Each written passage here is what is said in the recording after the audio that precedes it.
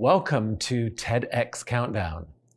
This event is one of more than 500 mainly virtual gatherings taking place over these days and weeks in over 90 countries, all part of Countdown's global launch.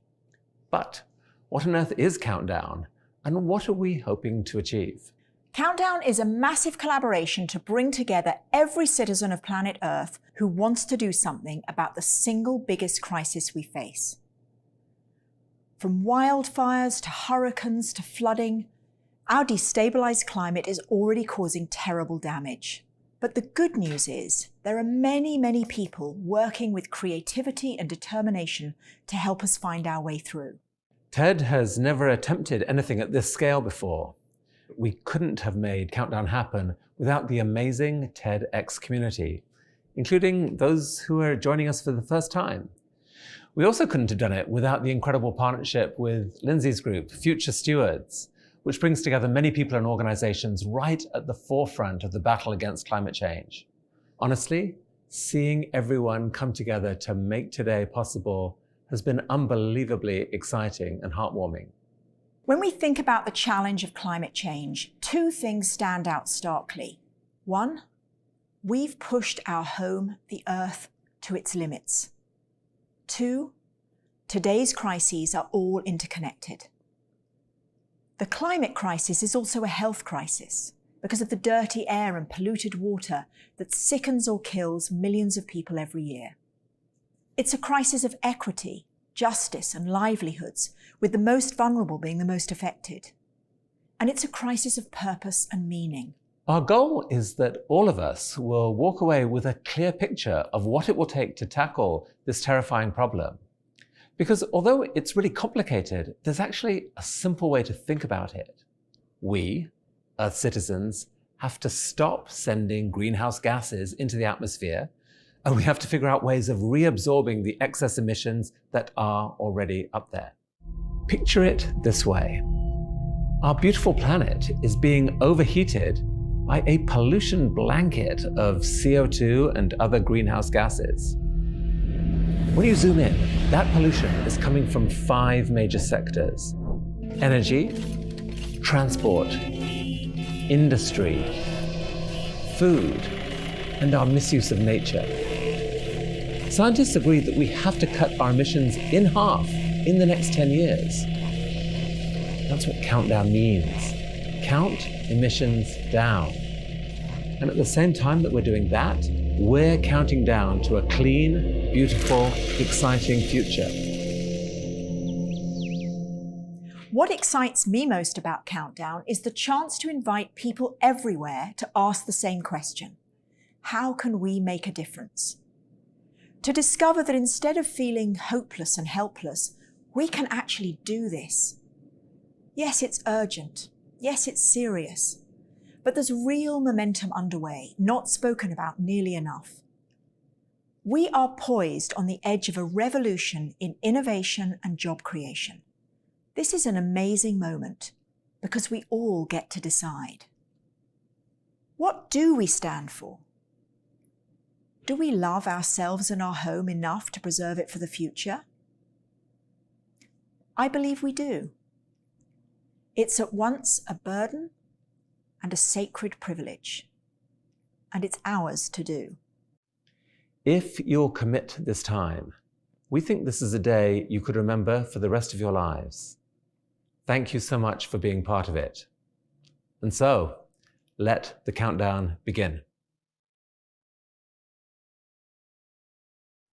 Welcome to our TEDx Green Neighbours Network event, part of the global Countdown launch, as well as the local launch of 2020 Eco Fair Toronto. The Eco Fair has been held at Toronto's Witchwood Barns for over a decade.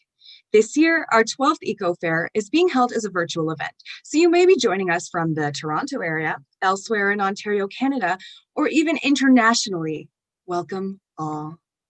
The event you'll be enjoying tonight is part of a 4-week countdown to a green new decade. We're going to introduce you to solutions, and there are local champions working to make a difference in 4 main areas: carbon countdown, waste not, active and healthy, and eco-economy. So tonight and over the next 4 weeks of innovative free online programming, let's all celebrate their achievements, learn about solutions, imagine what we can each do, and be inspired to take action. We are very excited about today's program and thankful to the organizers and presenters who have volunteered to make it happen, and to you for joining us. Just before we begin, it is customary within our circles to open what we like to call sacred space. It is no coincidence that the same word we use to describe the trees, the land, and the water is the word we use to describe our immediate surroundings. Our environments are as much our perceptions as they are absolute realities. I'd like to invite you to contemplate that everything you are seeing, touching, sensing, or interacting with right now has once come from the earth. As a token of gratitude, I've brought with me today the cornerstone of many cultures' textual perceptions and environmental concepts.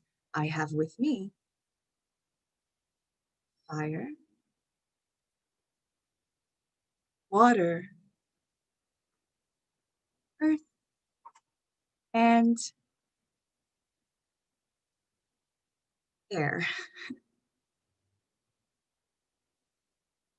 Please take a moment to orient yourselves in your current environment and connect yourself with the earth as we prepare for this valuable discussion about how to protect her.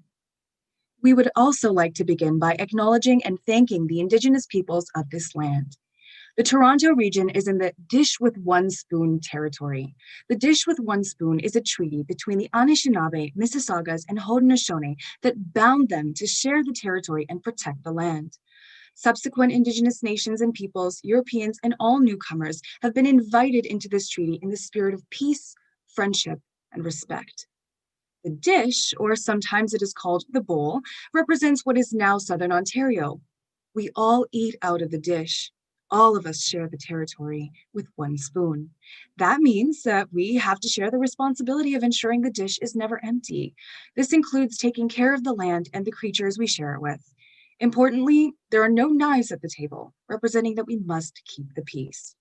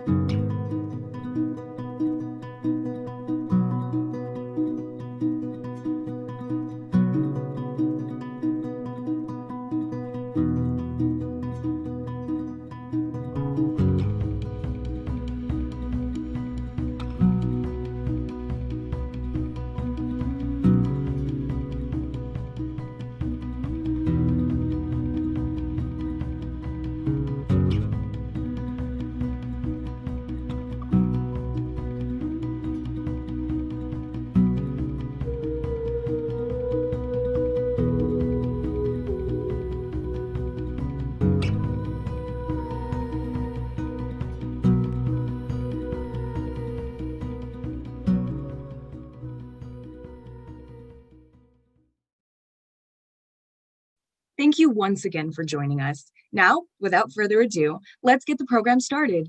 Together, we can make this a green new decade. So let's celebrate, learn, enjoy, and then take action. I'd like to introduce you to Elizabeth Bagley. Elizabeth is the director of Drawdown Learn at Project Drawdown, where she connects people with climate change solutions. Elizabeth believes that we have the incredible opportunity and the obligation to write the next chapter of life on Earth. Welcome, Elizabeth. Hi, everyone. It is such a pleasure to be with you. I'm coming to you from Sitka, Alaska, the ancestral lands of the Tlingit. They've been here for time immemorial, taking care of this incredible planet that we all call home. So I am coming to you also as a member of the Project Drawdown team. And you might be wondering, well, what in the world is Project Drawdown? Well, we are the world's leading resource for climate solutions. And since the 2017 publication of the New York Times best-selling book called Drawdown, we've really emerged as a leading resource for information and insight about climate solutions. Cities, universities, corporations, philanthropies, policymakers, and communities like yours turn to Project Drawdown as they look to really advance effective climate action. So our latest publication is called the Drawdown Review, and I invite you to download a free copy from our website at drawdown.org. But you might be wondering, well, what in the world is your name? What does the name even mean? Where does that come from? Well, the name comes from the scientific term drawdown, and drawdown is actually a scientific term. It's a scientific term that comes from that future point in time. Y'all have probably seen this hockey stick shaped curve of the increasing greenhouse gas, or those heat trapping gas levels that have been increasing since the 1850s, when Eunice Foote first discovered that the burning of fossil fuels is what's leading to the thickening of the blanket of heat trapping gases around our planet. Now, the moment of drawdown is this critical point right here. That moment of drawdown when those heat trapping gases in the atmosphere stop increasing and start to steadily decline. This is a critical turning point for life on Earth, and it's a point that we must reach as quickly, as safely, and as equitably as possible. So you might be wondering, how in the world do we achieve drawdown? Well, to achieve drawdown, we really need to understand the climate equation. And we're going to start by thinking about this gray box here as the atmosphere, and specifically the heat trapping gases that humans are putting into the atmosphere. Now, there are kind of 6 main areas, and we heard a little bit about this from the Countdown folks earlier. The Project Drawdown science shows that we've got areas focused on electricity, food, agriculture, and land use, industry, transportation, buildings, and other energy-related emissions that are all the sources of those heat trapping gases. Well, the great thing is that the equation doesn't stop there. Thankfully, nature is on our side, and nature does us an enormous favor and actually removes about 40% of those heat trapping gases that we're putting into the atmosphere. This is nature all by herself doing what she does really well. But unfortunately, we still have about 60% of those heat trapping gases that remain in the atmosphere, creating that thick blanket.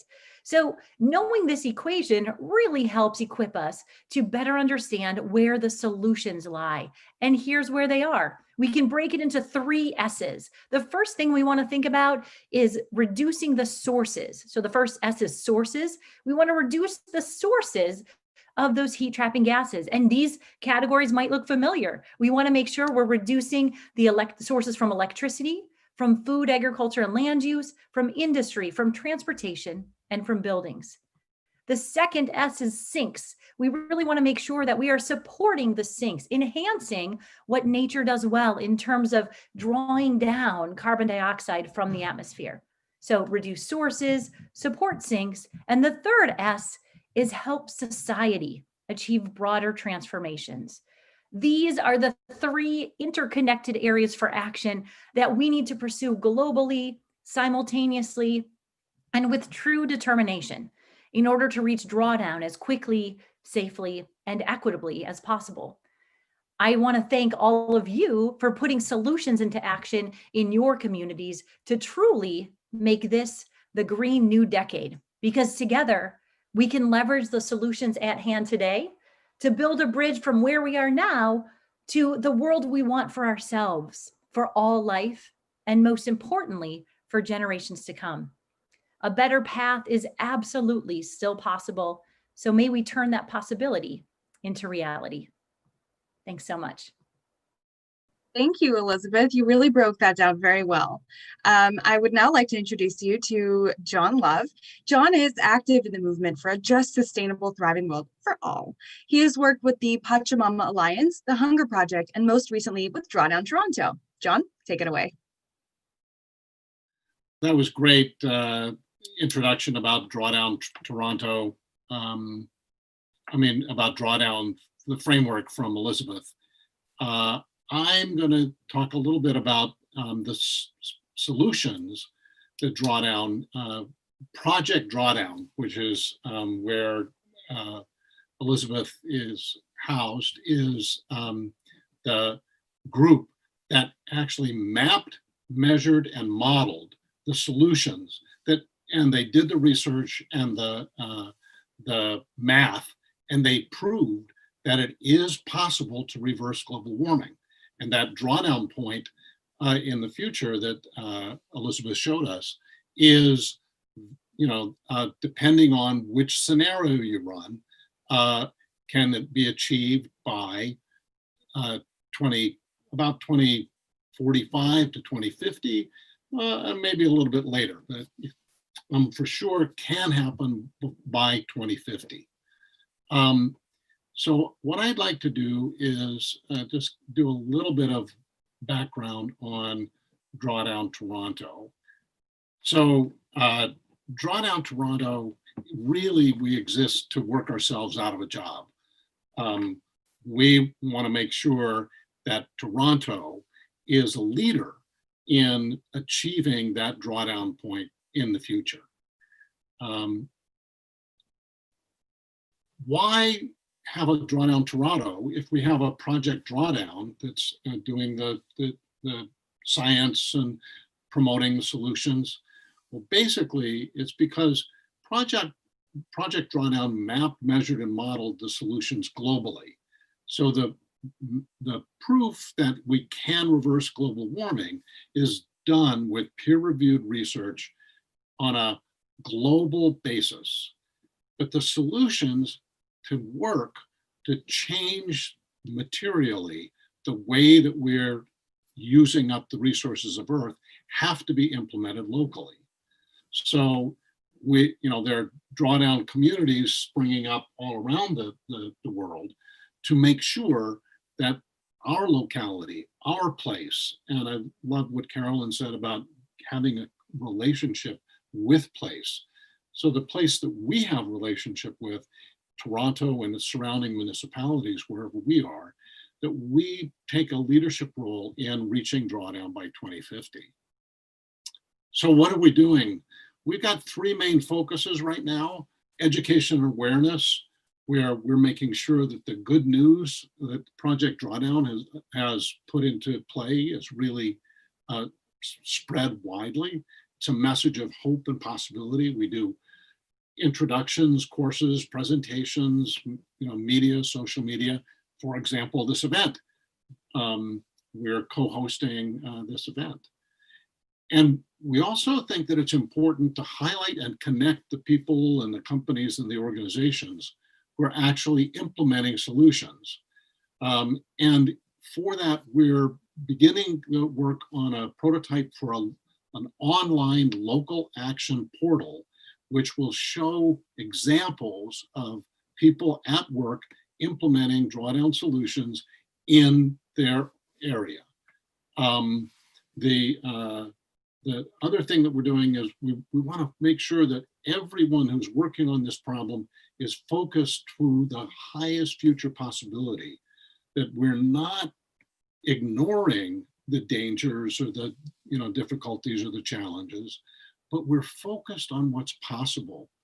And so we're doing a project now to gather climate activists and justice activists to create a vision for what the GTA could be as a thriving place for all of us to live. Up where we live in Caledon, there's the beautiful nature, and that's the way that Toronto was for thousands of years. And now let's return it, restore it to the resilient nature that it once was.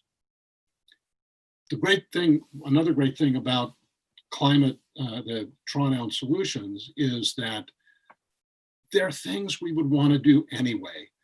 And the benefits of reducing carbon and reaching drawdown will be enormous for all of us in so many, many different ways.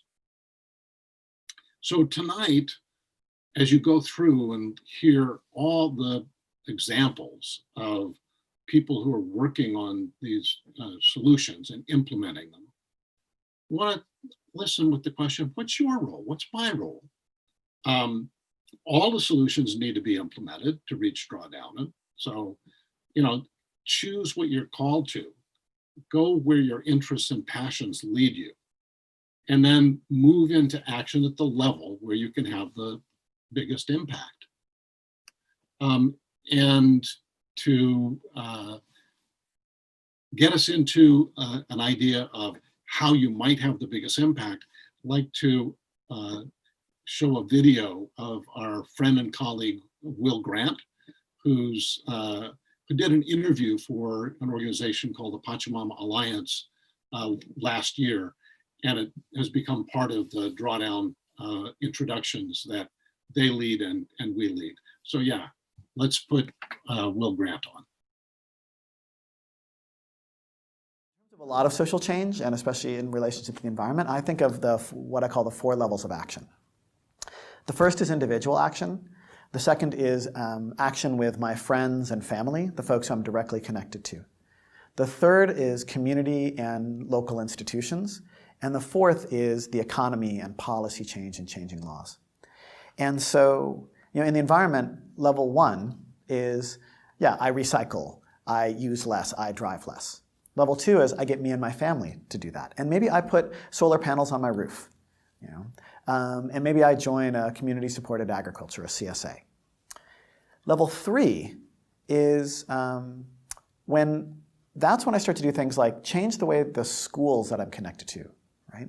The way that I change my workplace, that maybe I organize in my town, right, to start moving towards a community solar array, or that I start to, I go into the industries that I work in and I make changes. And the idea for level 3 for me is the place where it's at the level of institution and groups, but where I'm still known as a person, And so the example, and the other model that I give for level 3 is, if I can get in touch with a person who's in charge within about a week and get a meeting, that's what I would consider to be about level 3.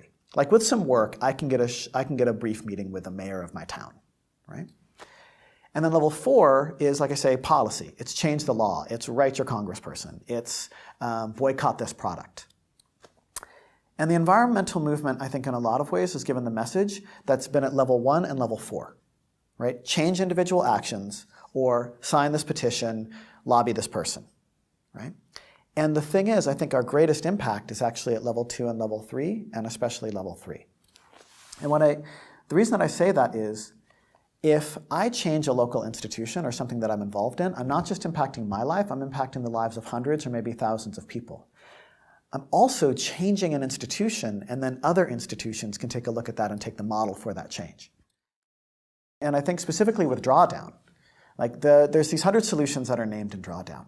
And the question is, how are they going to be implemented? But one of the things that the project did is that they looked at projects that were happening at what I've heard Paul Hawkins call from the middle out. Not just from the grassroots up, not just from the top down, but from most of those changes were organized by people working at level 3. So just to leave you with a couple of thoughts here. What you'll remember in the principles that we have at Drawdown Toronto is to always have your actions be sustainable for your life and for them to be fun. We always make sure we enjoy what we're doing, and to carry with you this positive message. Yes, yes, yes, and yay. So it goes like this. Yes, we can reverse global warming. Yes, we actually know the solutions. Yes, the solutions are already being done.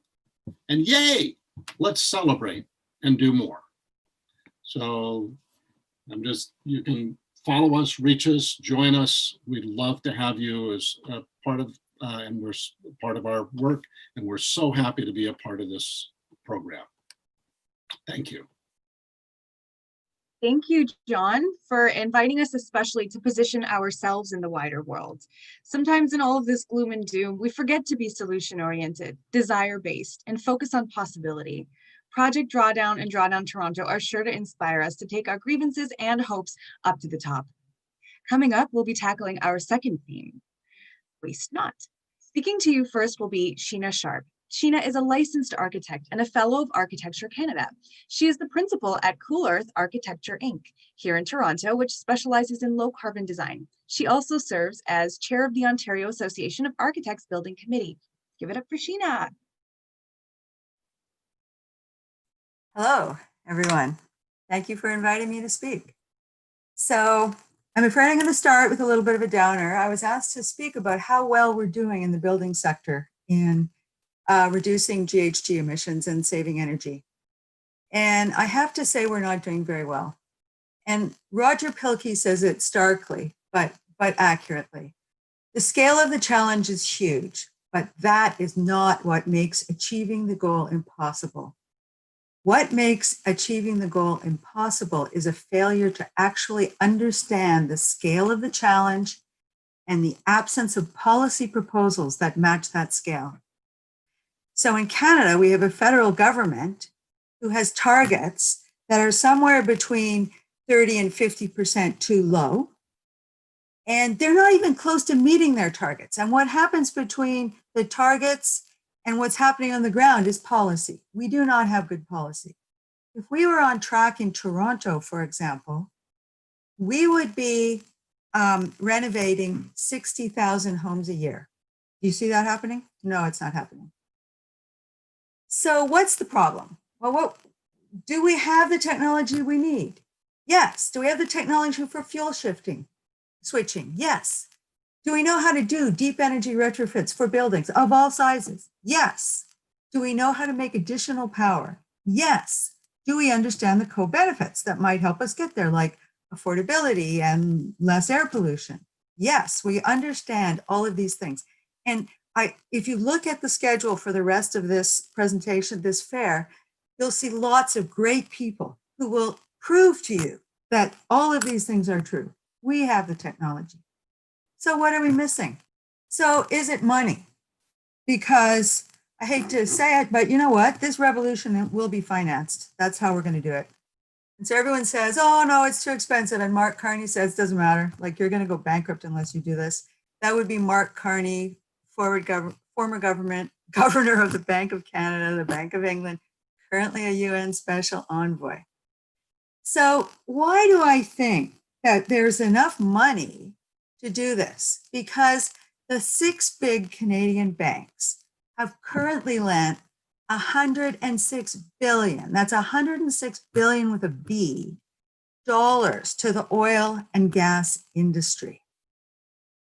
They could redeploy some of that.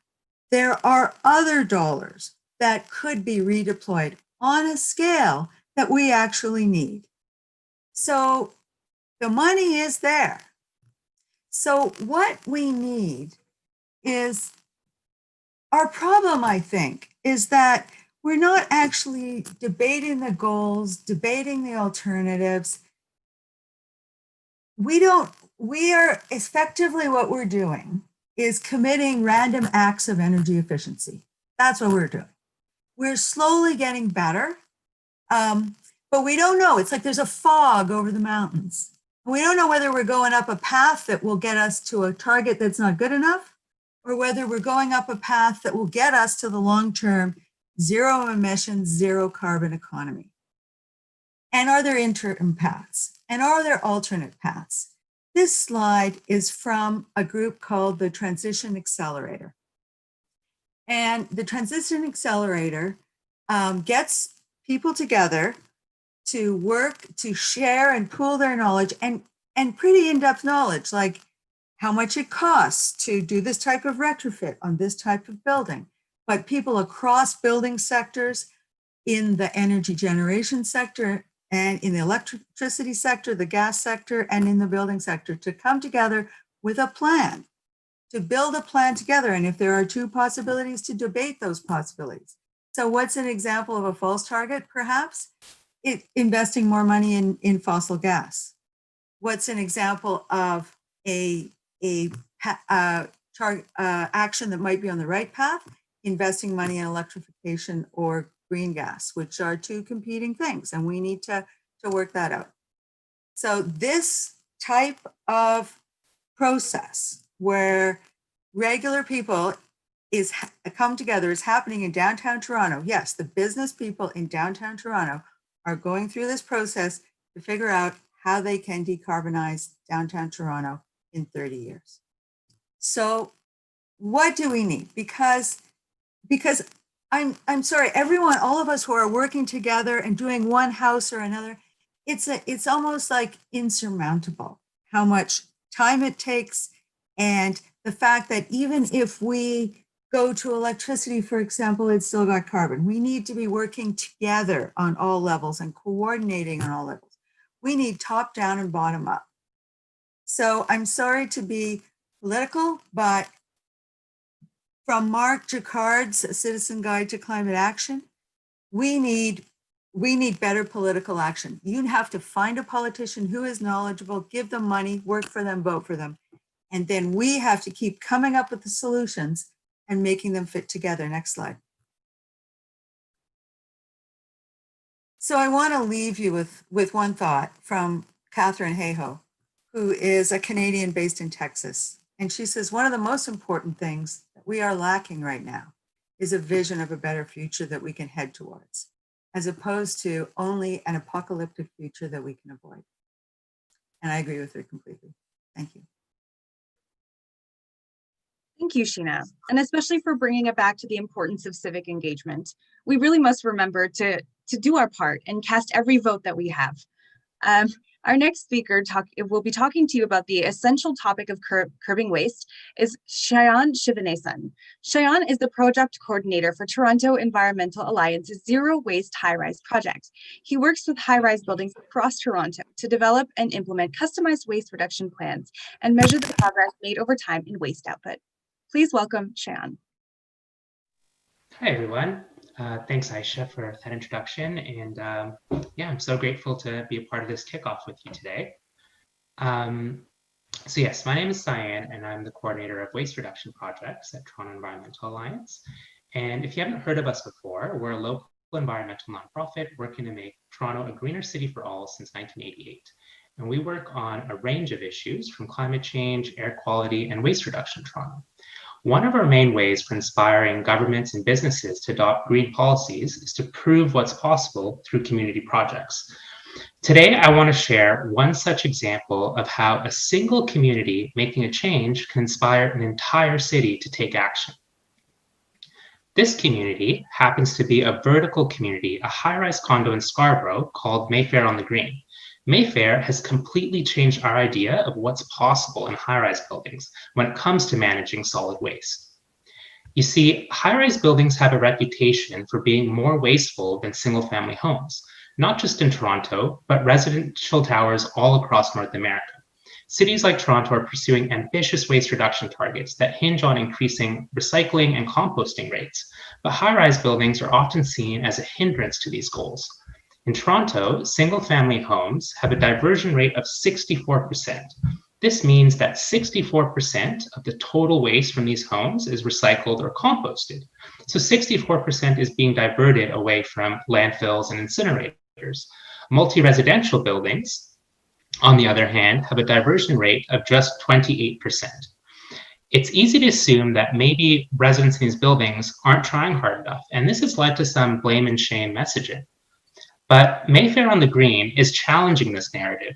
They identified that there are structural barriers to make it more difficult for residents in towers to recycle and compost, and implemented creative solutions to address them.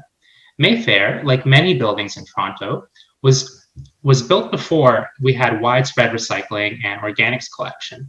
This meant that there is just a single chute on each floor for garbage disposal.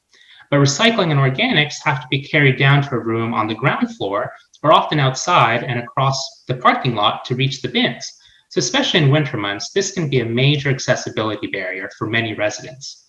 So when Superintendent Princely, the man in this photo, learned that organics going to landfill contributes to climate change and that most waste from households is organic waste, he was inspired to make organics collection the easiest option possible for residents. Princely convened a community town hall and proposed that the single chute be used exclusively for organics collection. Under this proposal, garbage would instead be taken to the ground floor waste room. This involved no costly changes to the building, just a simple switch in how existing infrastructure is used so that green behavior is the easiest option. Residents liked this idea of not carrying their heavy bags of organics down the elevator to the ground floor, and understood that if they sorted waste correctly, then they would have fewer trips to the waste room overall. The community agreed to the proposal, and Princely and his staff took time to go door to door and make sure everyone had the tools and education to take part in organics composting fully. This next photo of Superintendent Princely is beside the green bin that is now connected to their waste chute. By making this simple switch, Mayfair on the Green has reduced their garbage from 20 garbage bins per month to just 1 bin per month. And since Mayfair receives waste collection service from the city, which charges only for garbage pickups, while recycling and organics collection is free, Mayfair's effort at reducing garbage resulted in cost savings of over $15,000 per year. T didn't actually contribute to this success, but as soon as we heard about it, we wanted to make sure everyone knew because it told another story of the role high-rise buildings can play in our city's path to zero waste. It showed that high-rise buildings can lead us in finding new ways for community waste reduction. Over the last 3 years, T has organized dozens of tours of Mayfair with the mayor, city councilors, and media, which has helped shift the narrative about high-rise waste. This has inspired several other buildings across the city to take actions that make recycling and organics collection easier for residents. Now, T is running a program called the Zero Waste High Rise Project, where we continue to identify modeled zero waste buildings. As part of this program, T conducted waste audits at buildings like Mayfair and found that they've achieved diversion rates of over 81%. This significantly outperforms even single-family homes, and we believe all multi-res buildings can reach this potential. To help grow this movement, you can join Zero Waste High Rise Project at torontoenvironment.org. Anyone can sign up to the project's email list and stay up to date on our latest success spotlights and resources. One community at a time, both neighborhood and vertical, we believe that Toronto can become a zero waste city. Thank you. Thank you so much, Sayan, for sharing that. That's really great work and great initiative on the part of the community. Next, I would like to introduce you all to Leslie Solomonian, a mother and naturopathic doctor who knows that we cannot be healthy on an unhealthy planet. She co-founded NEST, Naturopathic Doctors for Environmental and Social Trust, to support the naturopathic profession to engage in advocacy for the social and ecological determinants of planetary health. Leslie, please proceed. Thanks so much. And thank you so much for the opportunity to participate in this event. It's really inspiring to hear everybody's stories. Naturopathic doctors are trained to think holistically, and we emphasize the importance of environmental health in our work with patients.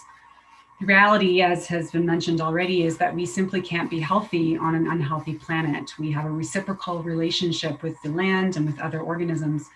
And we really need to be mindful of our impact on them and their impact on us.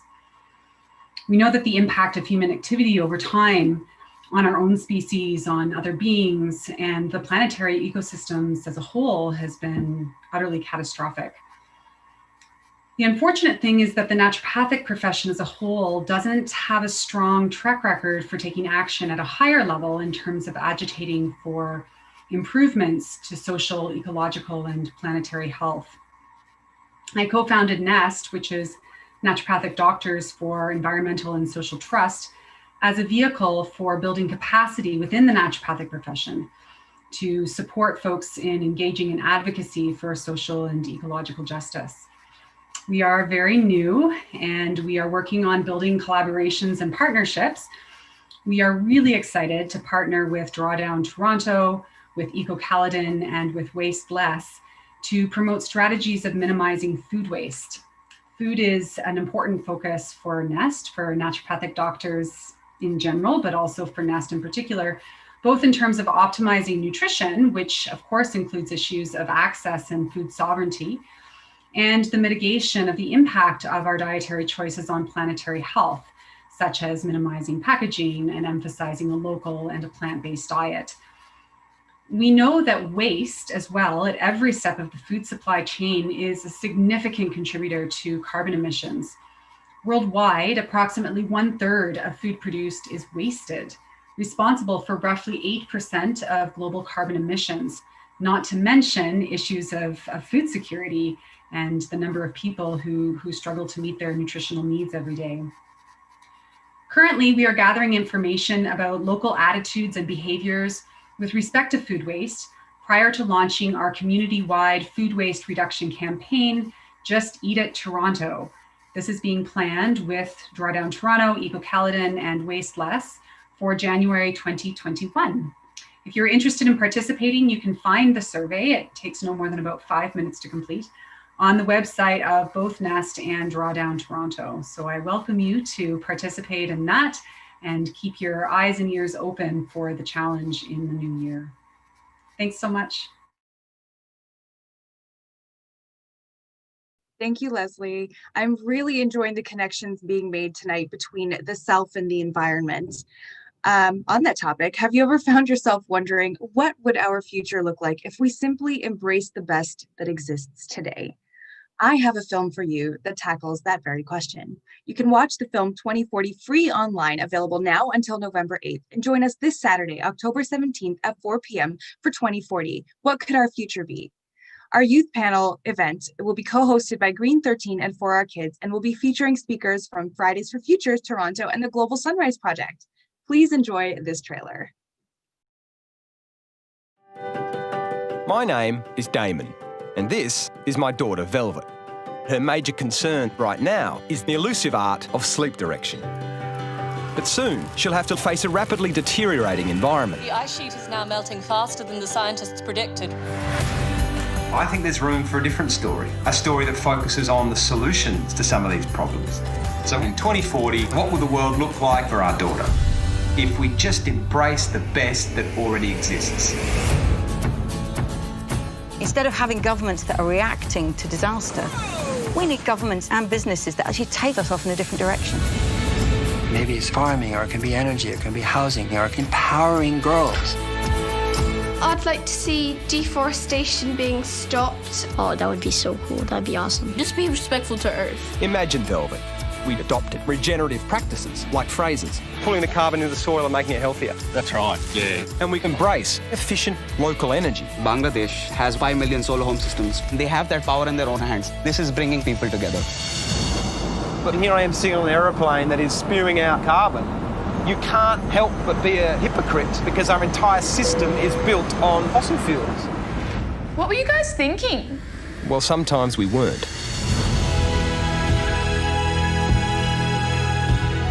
The power of innovation, imagination, creativity, to sit within all people. People want to be working on something that they can see is actually helping to regenerate the world.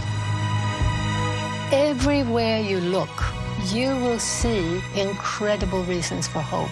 You could feed 10 billion people with the protein from marine permaculture alone. Wow. Not only are there so many people who want to take part in telling a new story, we have everything we need right now to make it happen. What's your 2040? I just want the future to be good.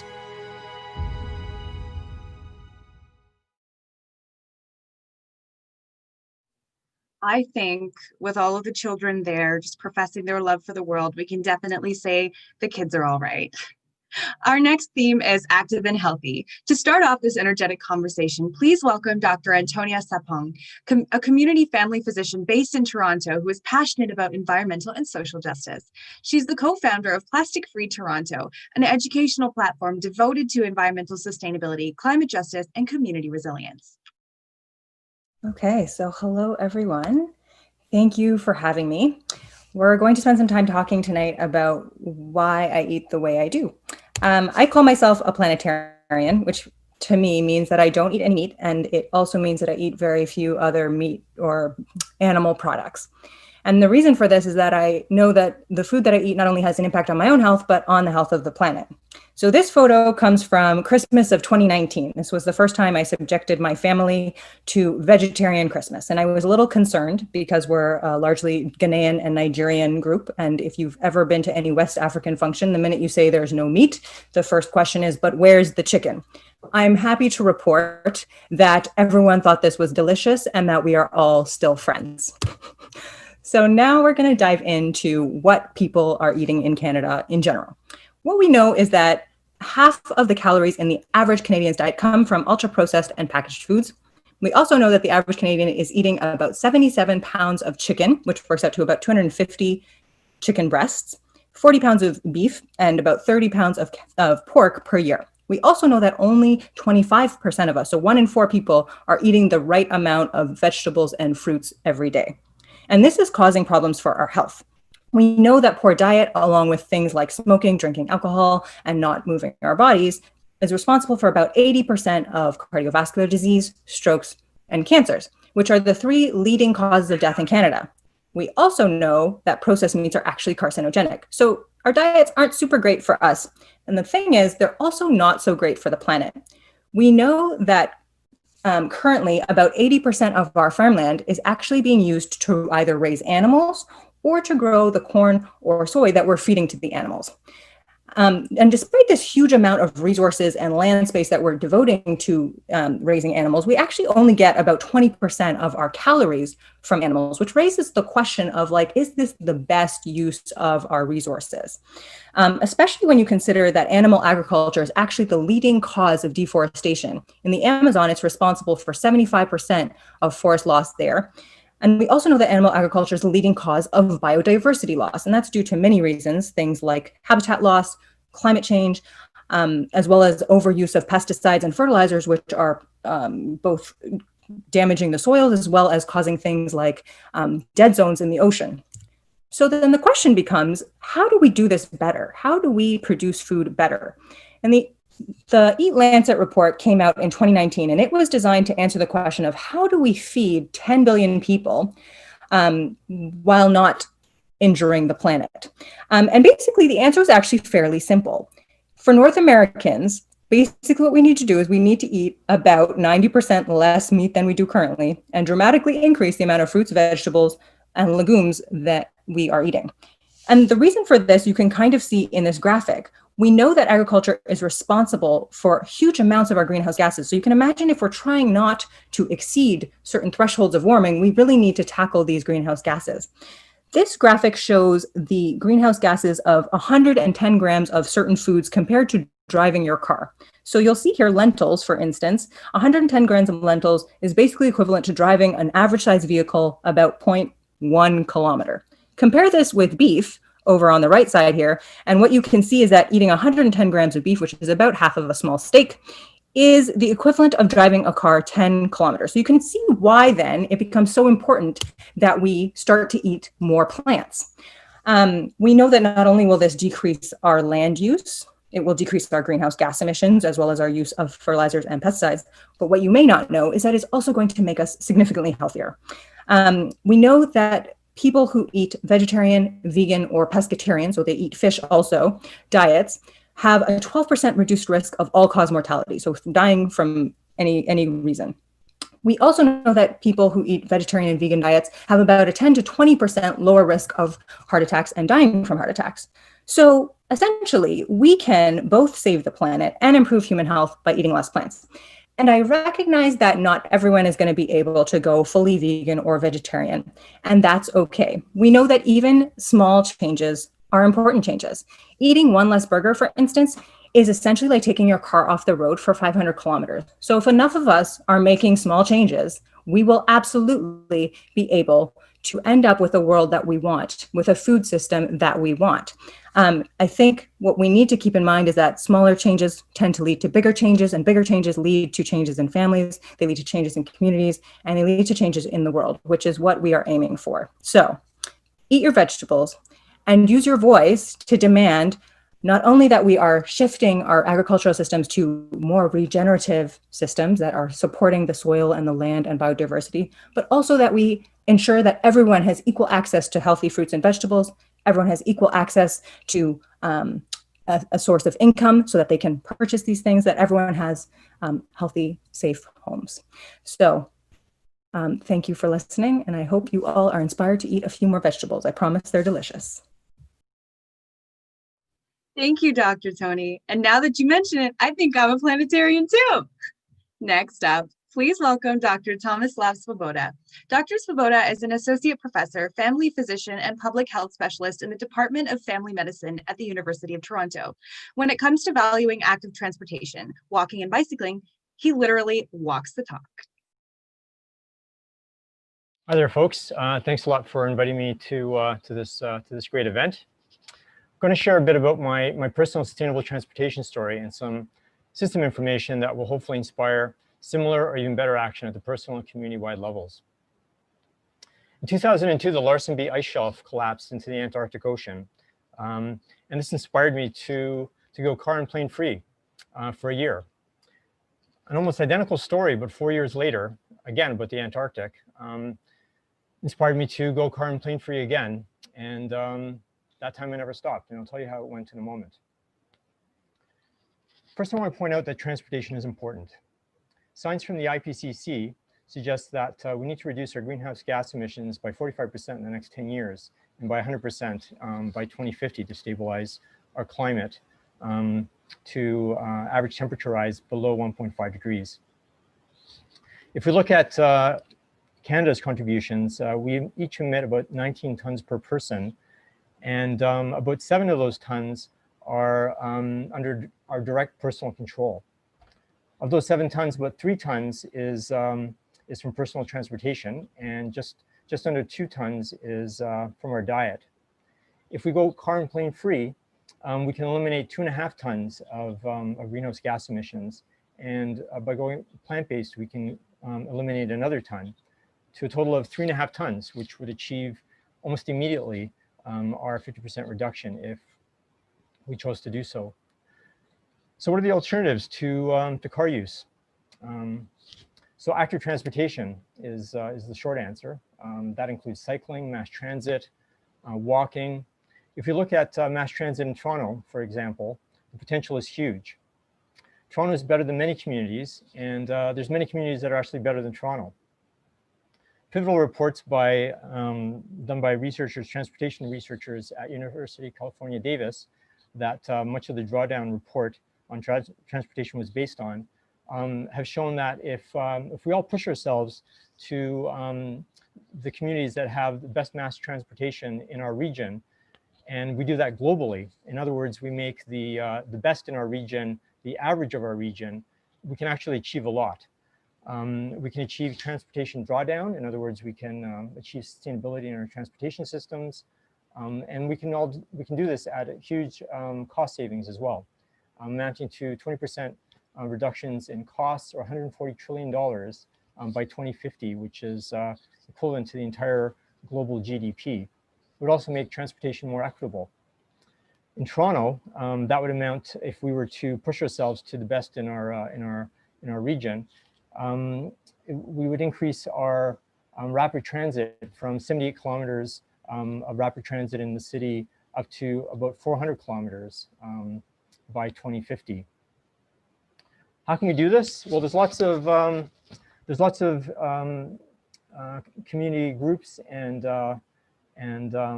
policy options and plans that are being pursued, and it'd be really helpful if we started to join some of those and support some of these policy options and plans. TCC Riders is one such group that is leading the charge in terms of improving mass transit in Toronto. What about cycling? In Canada, the mode share, the number of people that use biking as their main means of transportation is about 1.5%. It's similar in Toronto. And if we use a similar methodology, we can achieve huge shifts, modal shifts in cycling in Canada. And the suggested modal shift would be as high as 7.5%, up from 1.5% in cycling and 7.5% in e-bikes. And the Transform Toronto plan goes as high as 28%, which is really laudable. And there's a lot of potential when you look at Toronto. 56% of our trips are less than 6 kilometers, and only 2.5% of these are by bike. So you can see where we can achieve a lot in terms of increasing our the proportion of people that are using cycling as their main mode of transportation. Again, how can we achieve some of this? There's lots of groups that we can join, that we can support. Cycle Toronto has about 3,000 members, and given that there's 32,000 or more cycle commuters in the city, we can definitely bolster some of those numbers, and we can join we can encourage our friends to join, and we can join ourselves and support some of these wonderful groups. What about transportation and health? Similar to plant-based diet, there's also huge gains in health that can be achieved with active transportation. Some of the most conservative estimates suggest that between 6 and 10% of many chronic diseases can be reduced with increased activity, such as can be achieved in active transportation. These include coronary heart disease, stroke, hypertension, colon cancer, breast cancer, type 2 diabetes, etc. All of these can be increased by a minimum of 6 to 10%, or improved by a minimum of 6 to 10%. And probably more realistically double that, given levels of activity that amount to about half an hour per day or about 150 minutes per week. So quite moderate, and active transportation can achieve that. Public transit use, for instance, can increase the amount of walking or activity by between 8 and 33 minutes. So even just taking the bus and subway or rapid transit can improve your physical activity. This next slide shows how much more efficient active transportation is. In terms of space, 50% of Toronto space is actually devoted to cars. And in cities like LA, it's much worse at 75%. And look at all the infrastructure that's required to support the same amount of people or the same number of people moving in a street. All of that infrastructure amounts to huge costs, especially when you think about developing countries that have to build roads, etc. So moving to active transportation in some of the high shift and drawdown scenarios is understandable when you consider how much infrastructure needs to be built. Finally, I've been living car and plane free for the last 15 years, and the first year was the hardest. I worried about being in a position, but in actual fact, the vast majority of people have no idea that I don't get into a car or plane, and most of the people in my life, my family, my friends, my partners have been incredibly supportive, inspiring. I met many people that I wouldn't have. I've engaged in all sorts of adventures and activities that I otherwise wouldn't have. I took a freight ship to Europe and back a couple of times. You know, just a trip to Europe and back can actually amount to 1.5 tons of greenhouse gas emissions per person. So it's quite a big impact. So going car and plane free has been very rewarding. At times it's been adventurous. Each of us, I think, has a different situation. We'll have a different approach. We might have different priorities at this time. We might change our ways of lifestyle in over years, over months. And there's a lot that we can do personally and to make a big difference both at the system and personal levels. Thanks so much. Thank you, Dr. Tomislav. I'm certainly inspired to dust off my helmet. For our fourth and last theme, we'll be introducing you to someone very special whose name I can almost guarantee you've heard, especially if you live in Ontario. Dr. Diane Sachs is one of Canada's most respected environmental lawyers and was the Environmental Commissioner of Ontario 2015 to 2019, when she spoke to groups across the entire province. Now heading Sachs Facts Law, she provides legal and strategic inspiration and direction on climate, energy, and environment. She also hosts a weekly podcast called Green Economy Heroes, and we'll be showing you tonight some excerpts from those interviews. Hello, my name is Diane Sachs. Welcome to the Eco Fair. I'm sorry I can't be there with you in person today. I'm here to tell you, though, that there are so many opportunities to be part of the green economy in Canada. Because of COVID, like everybody else, I was stuck at home this spring, and so I launched my podcast, Green Economy Heroes. And it's been a wonderful opportunity to interview amazing Canadians right across the country who are making a living building and running businesses that help build the green economy. You can find it wherever you get your podcasts, Green Economy Heroes, but let me tell you about some of the people that I met. In Halifax, for example, on the East Coast, there's Carbon Cure. They're making concrete stronger by putting carbon dioxide permanently into the concrete instead of having it go into the atmosphere. At the other end of the country, in Victoria, we have Canada's first net zero bus line with double-decker electric buses. And they're going to be building their entire fleet on hydrogen. We have in Alberta, we've got Michael Kalmanovich at the amazing Earth's General Store. In Quebec, we have Desjardins Financial, a fantastic opportunity to do your daily banking without funding the fossil fuels that are destroying the natural systems on which our lives depend. And our Canadian banks have really big carbon footprints. In Manitoba, the amazing story of Aki Energy. Did you know that more than half of the geothermal certified installers in Manitoba are now Indigenous people, First Nations with significant barriers to employment, who now have important jobs, reducing the carbon footprint of their community, reducing their operating costs, increasing their comfort, being heroes in their community instead of being on social welfare rolls and in the endless loop of emergency response. In Ontario, so many. We have Brian Gilvacy, a rancher, who's been able to reduce the carbon footprint of the beef that he sells by replanting native tallgrass prairie on his farm. It's also allowed him to get rid of pesticides because the birds now eat the insects for him. We have Mike Brigham, the amazing Mike Brigham, who with 10 years of work helped build up a $60 million solar energy cooperative, which any of us can own pieces of, and who is personally financing the used electric vehicle incentive in Ontario now that the provincial government has abandoned all supports for electric vehicles. We have CoPower, so that anybody, any of us, can have green bonds in our retirement savings. We have Refficient, which repurposes telecom equipment to keep it out of landfill and to make smaller telecom companies able to operate less expensively. We've got little companies becoming more sustainable when they make hand-poured lipstick. We've got the biggest renewable energy developers in Canada.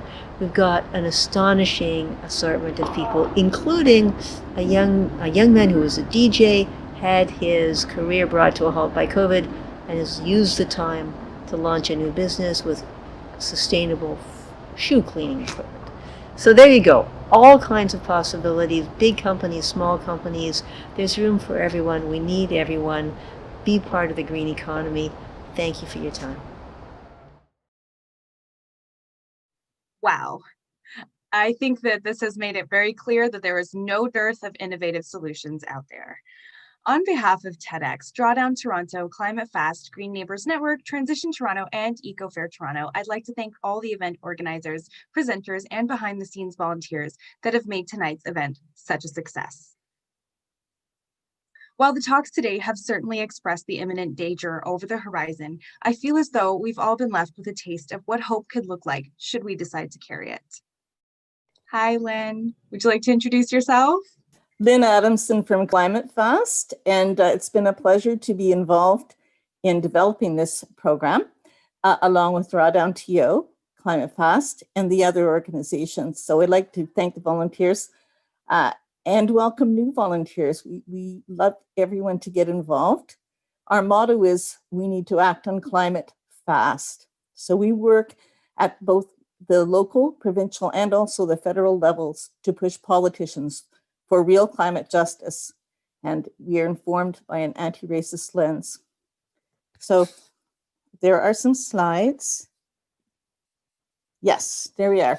We're on Parliament Hill. Oops, we were on Parliament Hill. That's where we started.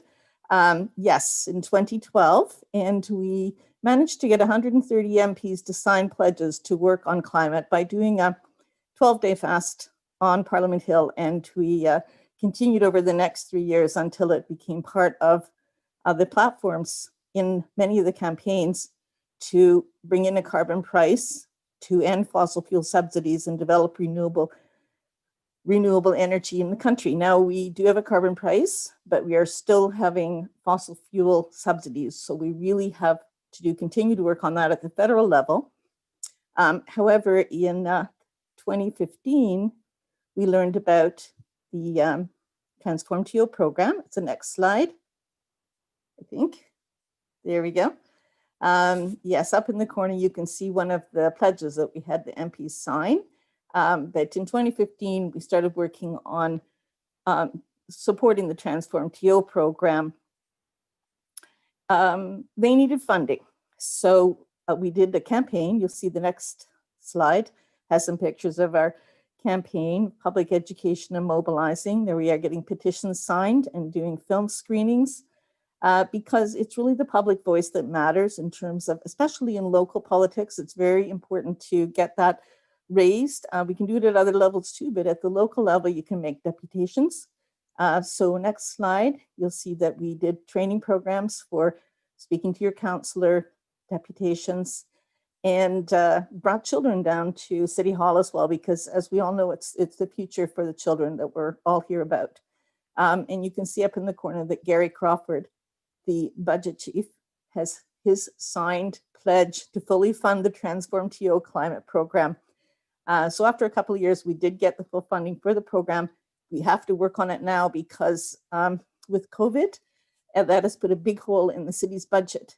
And there's a report right before the executive committee next week looking at how we can get back to doing some climate action along with the COVID action. So we will be mobilizing and we will be working on this again. So please get involved if you can. And also, we also have an innovative program called Kitchen Table Climate Conversations. And that is to try and engage people who aren't already environmentalists. So any of you on this call, if you wanted to host via Zoom, right now we're doing it all via Zoom, a few of your friends, neighbors, family members, or work colleagues to a conversation, we can provide a facilitator, and we have the materials are all on our website for doing this program. And we would love to do that we want to spread this throughout the province. So if you're outside of the city, especially, but also in the city, we'd like to do these programs with you. You can learn more about the program on Sunday. I think you can see the poster there. It's Sunday at 2 p.m. and there'll be a link available for the Eventbrite for that program. So that's called Cut Your Carbon, that session on Sunday. The Green Neighbours Network, I think there we go.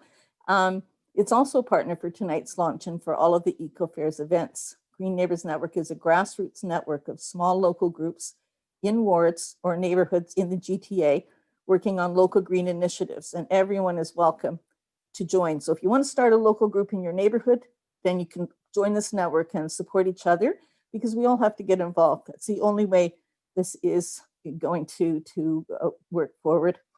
So be sure to visit EcoFair Toronto website, find out about eco tours, exhibitor showcase, fun and games tab for kids. Do come back for more, and please do fill in the survey. There's a survey form. We can all make a difference, so please join in. Thank you, everybody, for joining us tonight.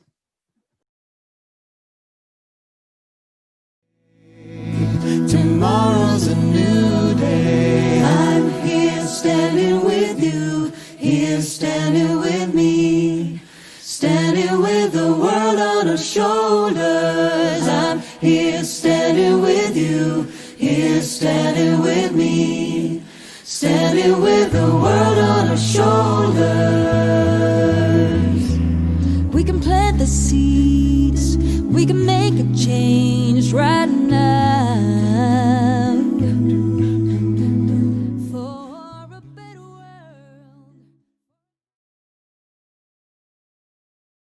Thank you so much, Lynn, for that. I think you've really reminded us that plants grow from the ground up, and so does social change. Now we will be moving on to our Q&A portion. So if I could get all of our presenters to please turn on their cameras, and you will be muting and unmuting yourself if I call upon you. For our first question, so this one is for Sheena. Sheena, the federal government just promised $2 billion in energy retrofits. What does that mean, and is it enough? That is impossible to say, because the task in front of us is to decarbonize the energy that we use and reduce the energy. So let me give you a thought. If we changed, let's say we made our grid green, our electric grid green in Ontario, and we electrified all buildings, we would have to triple the size of the grid, right? So it's really a question, is it cheaper to go to zero efficiency in buildings, or is it cheaper to give a little bit of energy? I think that question is in front of us. I think this is a good start. I think we can certainly attack the areas of most need, particularly people in housing where they don't have access to gas. Heck, let's start with them and give them the advantage that they haven't had to date. So I think one of the fundamental messages that I was trying to get across is that we don't really have a plan, right? We just do these random acts of energy efficiency. So the $2 billion is like a random act of energy efficiency. It's a lot of money. We can get a long way. But for example, just let me give you an example. The Eglinton Crosstown cost $12 billion, okay? So if you think about the fact that we want to have transportation for everyone, the Eglinton Crosstown is in Toronto, a pretty small part of Ontario. And it's only really serving the people half a kilometer on either side. So that's why I say it's a good start.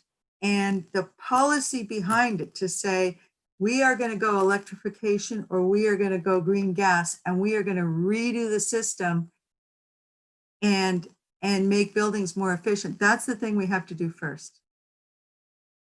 Did I make sense? I think that made sense. Okay, good. Our next question is for Sayan.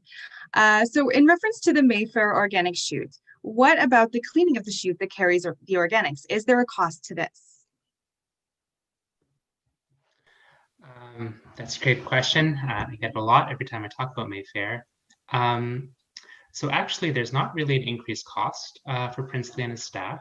One thing I think to remember is that a lot of that waste that's now going down the chute to the green bin was going down the chute before to a garbage bin. So organics need to be bagged before they get put into green bins. They still have to be bagged when they go down the chute. And yeah, Princely has his routine process of watering down the chute once a month. Generally, all chutes have a sprinkler up top, and most buildings have a practice of watering it down on a routine basis.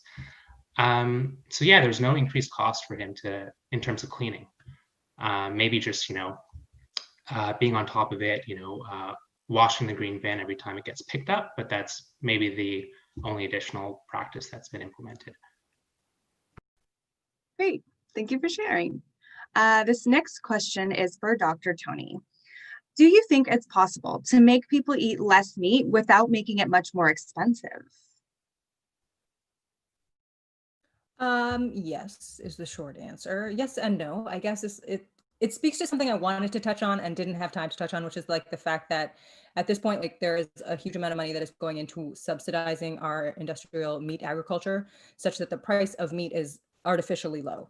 So if you were to take those away, then the price of meat would consequently go up, and then it would be much more comparable discussion. Because yes, at this point, to eat like local, organic, regeneratively grown, whatever that means, vegetables is quite expensive, and it's extremely expensive if you're like north anywhere where you're more remote and they have to fly these things in and out.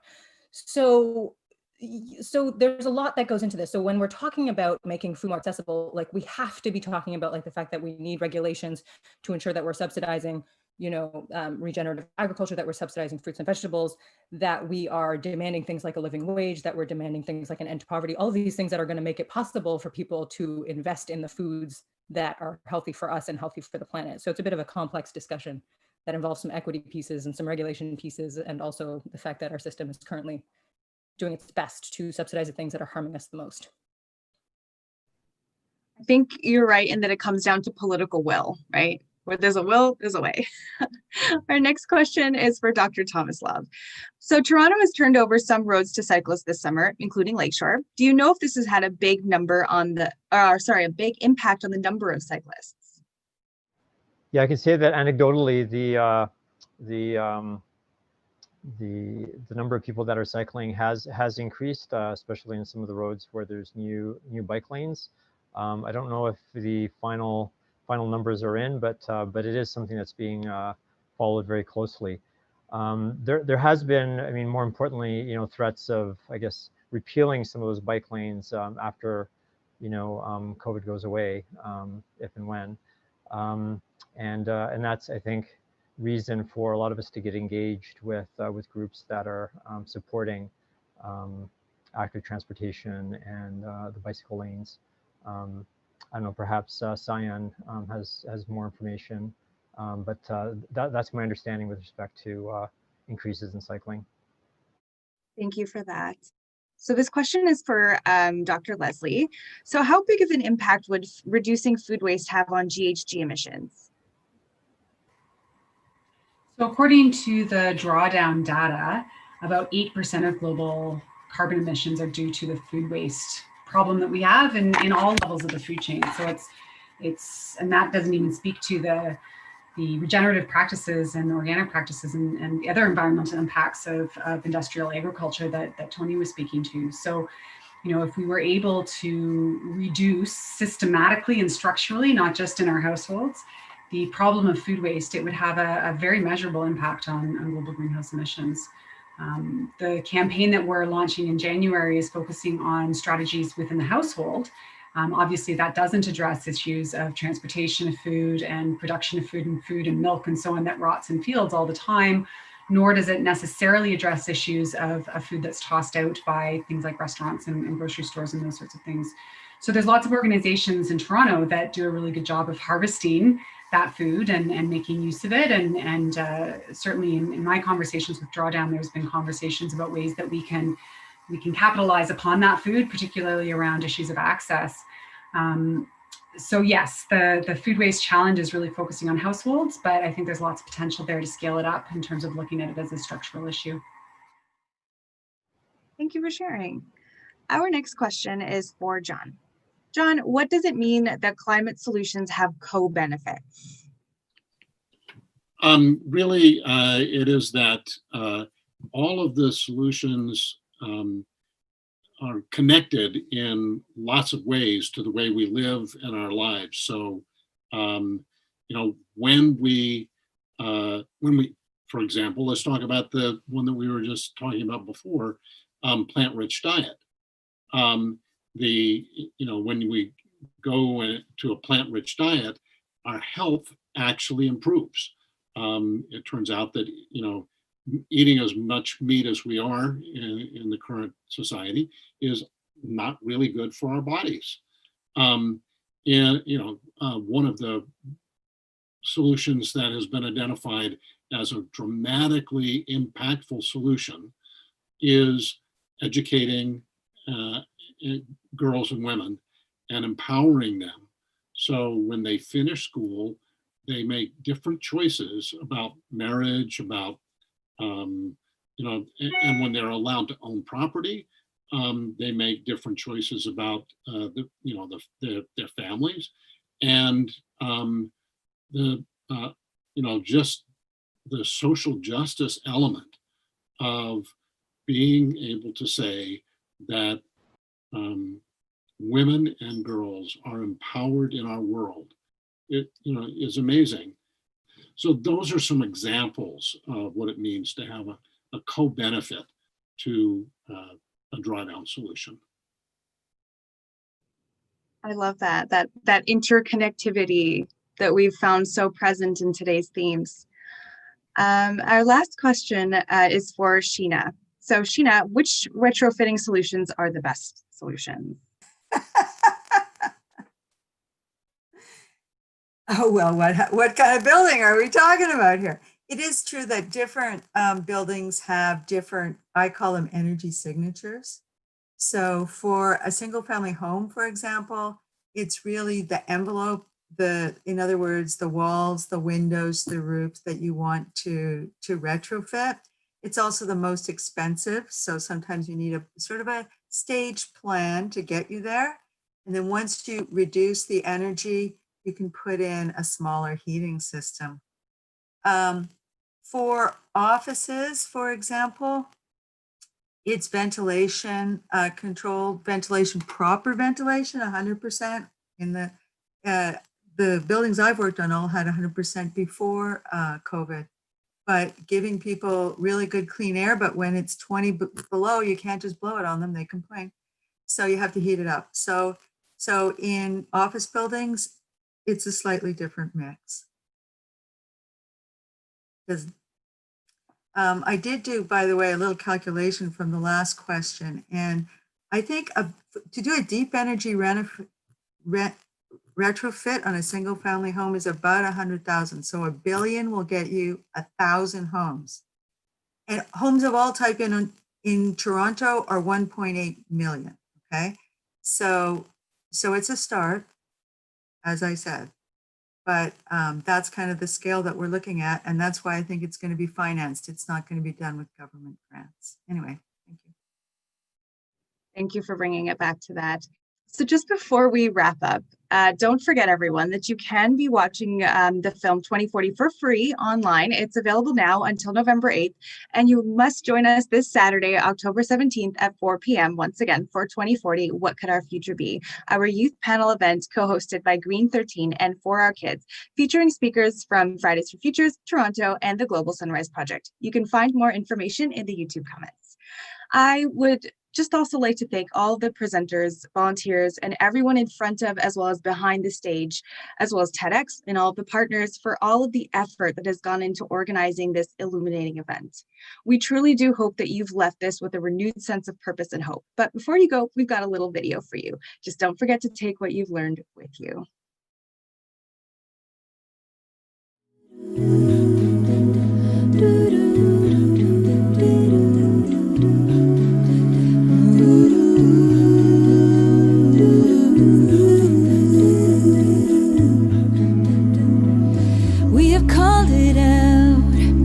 Said aloud, what now? From a single voice to the greatest crowd, what now? And with our arms wide open, time for a change. For every drop in the ocean, we stand today. With our arms wide open, we say tomorrow's a new day. I'm here standing with you, here standing with me, standing with the world on our shoulders. I'm here standing with you, here standing with me, standing with the world on